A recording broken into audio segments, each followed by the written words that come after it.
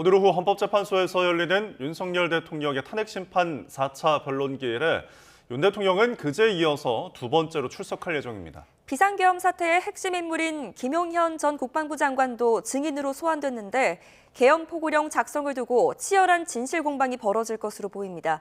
자세한 상황 취재기자 연결해서 알아보겠습니다. 황보혜경 기자. 네, 서울구치소 앞에 나와 있습니다. 네, 아직 해도 뜨기 전인데 지지자들의 모습이 조금 보입니까? 네, 우선 이곳 구치소 앞에선 윤 대통령 구속 이후 며칠째 탄핵 찬반 집회가 열리고 있습니다. 지금도 윤 대통령 지지자 10여 명이 이 구치소 부근에서 밤을 지새우고 있습니다. 경광봉을 든 경찰들이 야간 순찰을 돌면서 주변 경계를 하고 있습니다. 오늘 오후 2시 헌법재판소에서는 윤석열 대통령 탄핵심판 4차 변론이 열립니다. 그제 3차 변론에 처음 출석한 윤 대통령은 푸른색 법무부 호송차를 타고 재판소로 이동했습니다. 당시 경호처 차량 여러 대가 호송차를 에워쌌고 오늘도 같은 장면이 연출될 것으로 보입니다. 윤 대통령은 현직 대통령 신분을 감안해 포승줄을 차지 않았고 정장과 빨간색 넥타이 차림으로 심판정의 모습을 드러냈습니다. 머리도 말끔하게 매만진 상태였습니다.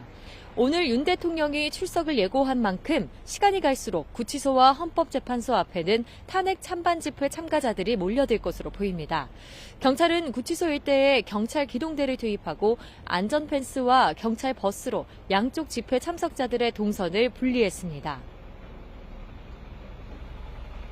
네, 헌재는 오늘부터 증인신문 절차에 본격적으로 돌입을 하죠.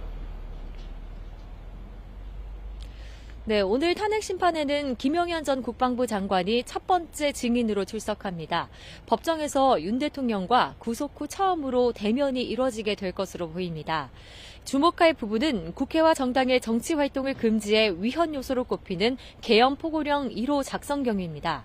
윤 대통령 측은 김 전 장관이 군사정권 시절 포고령을 잘못 베꼈다고 주장했는데 김 전 장관 측은 전체적인 검토는 대통령이 했다며 책임을 부인해왔습니다.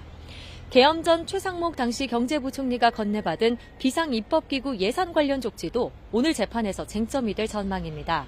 윤 대통령은 쪽지를 알지도 못하고 준 적도 없다며 김 전 장관이 썼을 것이라고 답변했는데 여기에 대해 김 전 장관이 어떤 입장을 내놓을지도 관심입니다. 또 재판부가 허가할 경우 윤 대통령이 직접 김 전 장관에게 질문할 가능성도 있습니다. 지금까지 채택된 증인은 계엄 사태에 연루된 군 장성들과 이상민 전 행정안전부 장관 등 모두 9명입니다. 이 가운데 오늘 함께 소환됐던 조지호 경찰청장은 건강상의 이유로 불출석 사유서를 냈습니다.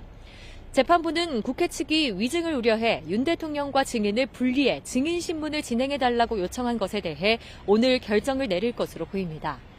지금까지 서울구치소 앞에서 YTN 황보혜경입니다.